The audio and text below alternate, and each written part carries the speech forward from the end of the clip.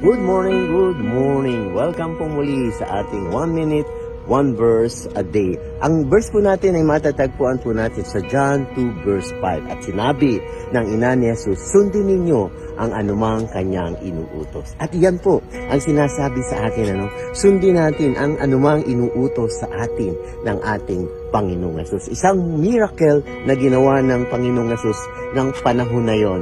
Ang tubig ay ginawa niyang alak, and that is His first miracle. Ang instruction lamang ng ina ni Jesus sa mga servant, sundin ninyo ang kanyang mga inuutos. So tayo rin po ay servant, lingkod ng ating Panginoong Jesus. So dapat sa atin, sa bawat isa sa atin, minsan malabo, minsan hindi natin maintindihan yung mga bagay na inuutos sa atin. Pero ang mahalaga rito, yung ating pagsunod. So welcome po muli sa atin, That's 1 minute. See you tomorrow. God bless us all. Shalom, shalom. Bye.